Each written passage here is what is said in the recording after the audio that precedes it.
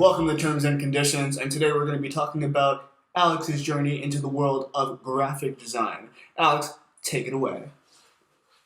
Thank you. Mademoiselle. So, this video is about how I got myself into graphic design. I taught myself everything that I know, and I'm just gonna let you know right now, it was so much more tough and complicated than I imagined, and to be honest, no, I'll save that for later. Okay, so it started with me being so broke, so just not having any money, and being really, really sick and tired of looking at my bank account and it reading practically zero. I think I got to a point where I was like, wow, this is the least amount of money that I've had in years. And this is like only a couple years out of college. So you can imagine just how broke I was. And I just thought, like, enough is enough. I mean, because I'd be going to these job boards like Indeed, and at that time it had become my worst enemy because every single job that I looked at just was not working for me. They were asking for things that were way beyond my scope of experience. And I was like, it's going to take me years to work up to what they're asking for because that's what they're literally asking for all the time. Years of direct experience doing that exact job. And I thought there just has to be another way because people have to be able to get the opportunity. And that's what I thought I was lacking. It wasn't potential. It wasn't the capacity to do the job. It was just the opportunity to perform it. So I thought, I'm going to give myself that opportunity by teaching myself the skills that I need. So in order to do exactly that, I had to think about what is it that I want from life? What are my skills? What are my interests? And what can I see myself doing full time in order to earn benefits and then just put my life into order? At that time, I'm actually still in grad school. So I was in grad school for psychology, and it's just, it was such a low point in my life where I was totally discontented with my life's direction, and I felt like everything that I had done up to that point was really a mistake because what I always wanted to be was an artist. And I remember saying that to actual art majors while I was in college. Wow, if I could have done things over, like I would have been an art major. And I remember one person telling me like, yo, you can do that. Why do you think you can't do that? And it was always something within me saying, no, that's not for me. I wasn't born that way. So it's just not in my DNA to draw and to be creative. And so that's just a ship that sailed. And that's meant for other people. But when I decided that, hey, that is for me, it just became possible. Now, what I couldn't dictate and put into place was how other people think about art, whether or not they value it, and how much they're willing to pay for it. And so it's just really, really risky, and I'm in grad school, and I owe all this money, and I'm continuing to owe all this money. And so I'm thinking, what's something creative I can do that is more financially reliable? And that's how I got into thinking about design, because basically graphic design is just art that sells things. It's art that convinces you to buy something. And because I'm living in the United States, which is just so focused on money and selling things and making a profit, I thought there would never be any shortage of graphic design work. So that's how I made that decision. And then I had to think about, okay, what specifically do I need to know in order to become a graphic designer? So if you're in graphic design, you're most likely using the Adobe Creative Cloud, which is a problem. It's great that they have the industry grade applications and you're able to do all the fantastic things that you can do with those programs, but it's freaking expensive. And it's not like you just pay for that and you own it. No, you have to pay every single month. And they have all these different plans, but for a person who's just completely broke, it's just not an option. So I had to take a while and save up some money, and then also have the confidence to say, I'm going to enter my credit card or debit card information here, and I'm going to take that risk. I'm going to invest in myself and say, hey, I'm worth it, and I can learn these programs within a reasonable amount of time and get hired. So once I made that decision, the clock was ticking. And every single day I was working on those programs, learning them, doing tutorials on YouTube, and building a portfolio so that I could submit myself as an applicant for these jobs. And wow, I had no idea the uphill climb that was waiting for me when I took that on. And actually, the hardest part was not learning the programs, it was just staying on the course and continuing to believe in my capacity to achieve what I set out to do. That was the absolute hardest part. When I did start investing in that time and putting together products that I thought I really believed in, when I applied to jobs, I was not hearing back from them. And that's just like a really long string of events. Like you giving, and getting nothing in return. So that's me submitting myself over and over, really believing in what I'm doing, and then getting rejected. It's like asking someone out. I don't even know if it's like on a date. It's like more serious than that. It's like, hey, can I afford a place to live? Can I pay my car note? And they're like, nah, you're not good enough. So you can't even take it personally, because if you do, you won't have the stamina to keep going. You won't be able to endure the hardships ahead of you. And that's just something I had to learn to bear and move on from, and then learn to not take it so personally, because people have all these considerations. And unfortunately, like you just cannot be one of them. They have to keep moving, and so do you. So I learned to work with that and think, okay, well, maybe there's some things about that company I wouldn't have appreciated anyway. And maybe there is an opportunity for me to become better so that when I do get that position, I have a more solid foundation. To be completely honest, like I did have the Adobe Creative Cloud like a few years before, and I did some work in it. And then I was like, yo, I'm too broke. I can't continue with this program. So I stopped it. And then it was like a few years later when I decided, yeah, I'm actually going to go back and figure that out. I'm going to tie up those loose ends and then try to turn this into a real career for myself. So I'm in the crux of that, and I'm working on it for like several weeks. And that's when I started applying, and I'm not really hearing back, or I'm getting rejection emails. And that's when I actually started to feel a bit better. So I was like, okay, someone actually took the time to tell me, hey, like, yeah, you need to work on what you're doing. So I was like, okay. And then I'm working on my portfolio, and I'm also reviewing websites. So I'm looking up different designers, and that was actually tough because a lot of them were like really professionals, like industry veterans who are posting their stuff and making it widely available. And so it was like hard for me to kind of compare where I should be at the junior or apprentice level to someone like who's been in the field for like 15 years. But I am looking at that and I'm seeing, okay, this is where I am, and then this is where I could end up potentially. And then thinking, how can I scale my skills to be at that level? What is it that people are doing to earn X amount of dollars? And then also thinking, what's the target I want to hit, and what kind of money am I trying to make starting out? So then I started to find more avenues for looking at other designers and connecting with them. And that's when I discovered this amazing Slack group. I actually found them through Instagram, and they're called Where Are the Black Designers? And I thought that's perfect for me because I am underrepresented in the industry.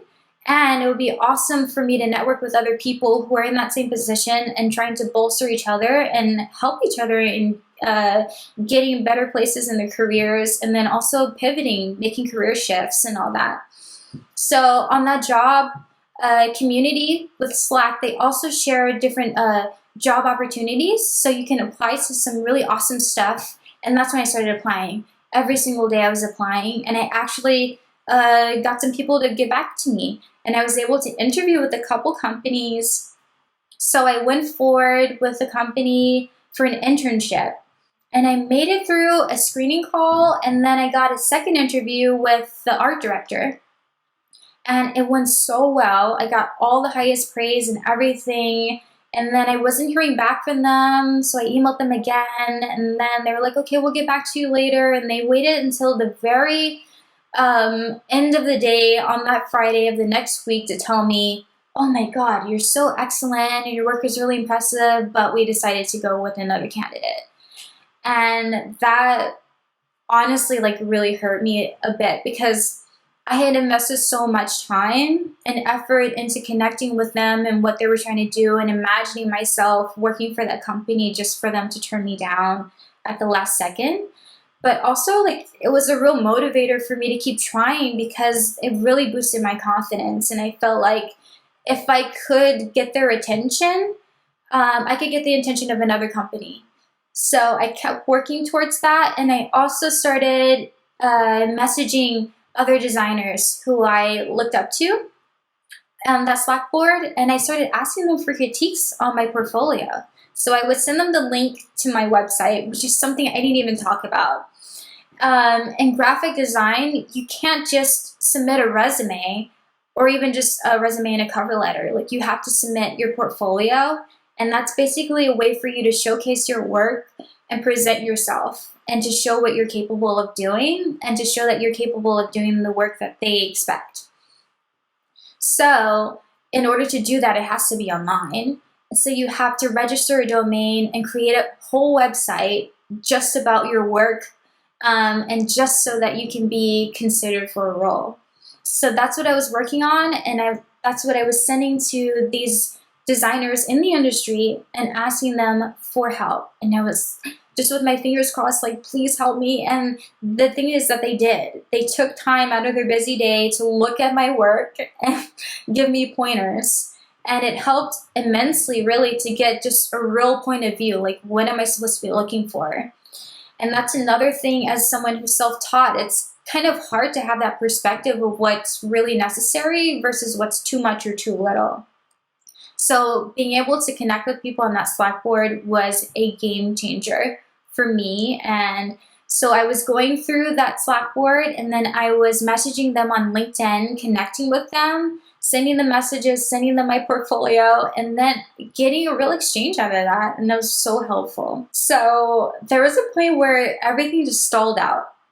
So I had been working on my portfolio over and over, like every single day, applying to jobs every single day, asking for critiques, tweaking, readjusting, working on new projects, whatever. And it was just like nothing.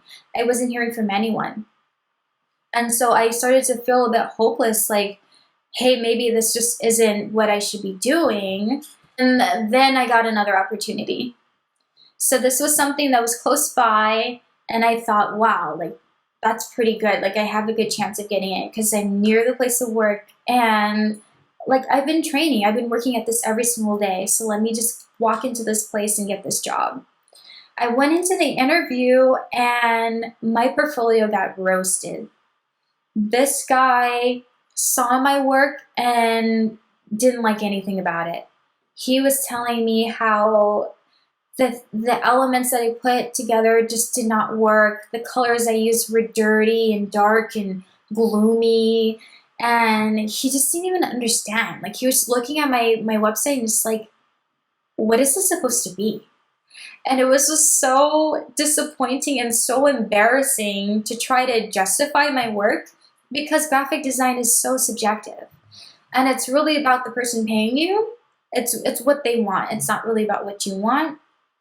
And it seemed like I just wasn't giving him what he wanted. And that was like really confusing to me. And that's something else I learned is that he was also pulling out my resume in the interview. So when you're called into interview, they don't really know anything about you. So I'm not sure how they decide on which applicants to screen out and which ones to invite to interview because they don't read your resume, they don't read your cover letter, and a lot of the times they don't even look at your portfolio. I guess he still liked me. He still considered me to be kind enough and maybe have the potential. And he showed me what it is that he does. He was like, this is what I'm looking for. And I said, oh yeah, I could do that. I could totally do that. And he was like, okay, sure. So he gave me a technical challenge. He told me, if you can match the specifications of this and what I'm looking for and do these different examples, then yeah, there's a chance you'll be able to work on our team. So I had 2 days to complete A+ content for Amazon for a listing. And that's what I was working on.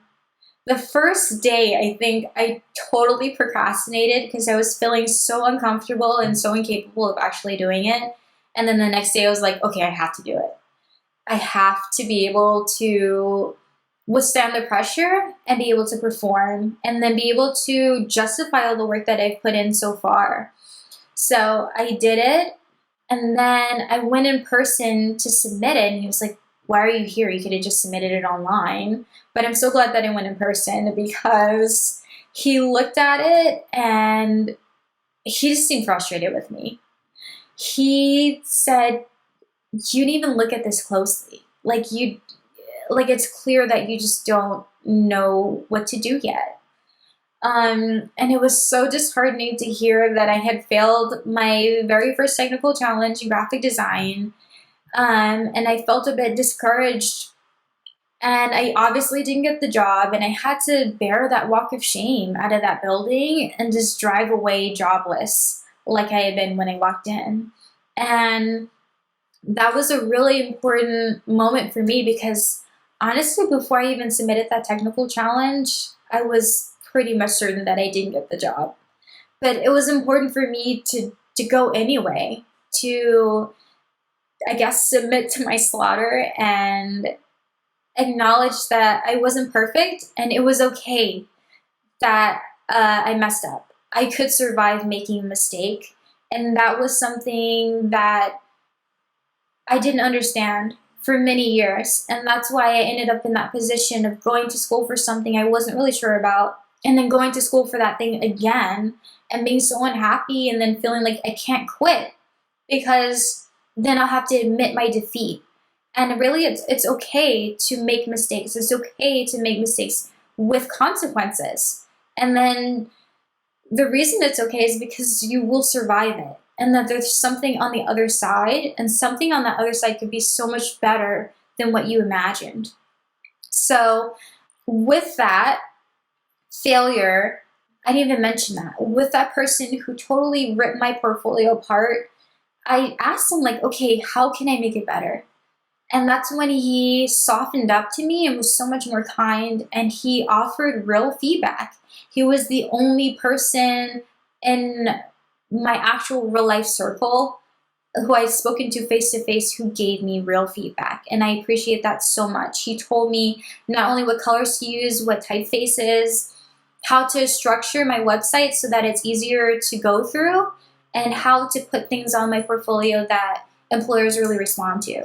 And so after failing that technical challenge, I went back home and I completely redid my website. I started from scratch, and that's when I made a commitment. Like every single day of 1 week, I was going to come up with a new brand identity for a completely new company, and I was going to post it to my website and to my Instagram every day. And that was the absolute best thing that I did in that entire, 3 months that I had been setting up to that point, was saying, this is the goal, this is the target, this is how I'm going to meet it, and this is the deadline. And I did that. Every single day I came up with a new brand and I posted it to my website. And then by the end of that 5 days, I started applying to some more jobs and I heard back. So then I got a new opportunity to interview. It was another company that was close by and something that was a little more interesting. So I was able to get through, and I got the interview, and it was an initial Zoom screening call. And we're just talking generally about what the expectations are, what I'm capable of, what my past experience is. I didn't even really get into my experience because they just wanted to talk about something very specific to their company. But I passed that, and then I was able to meet with the art director and the CEO for a final interview. So, and the reason I was able to meet with the graphic designer and the CEO was because I passed the technical challenge. There was another technical challenge, oh my gosh. But at that point, I was like, I could do it. like whatever. Because after that 5 days of being like, I'm sitting down, I'm coming up with these new concepts, boom, bada bing, boom, I felt so confident. So I posted all those things on my website and my social media. And then actually I went back to where are the Black designers, and I introduced myself on that Slack board. Because all that time before I had been messaging people, yada yada, but I didn't really introduce myself because I was still feeling a bit insecure about my work up to that point. I didn't feel like it was good enough to share at that level. But when I got to that point, I posted it and I said, hey, like I'm just looking for job opportunities and it's really tough. And hey, if you have any critiques, just let me know so I can get better and I can get hired. And I actually heard back from a couple people and I really felt supported in that. And that motivated me to keep applying and to keep trying.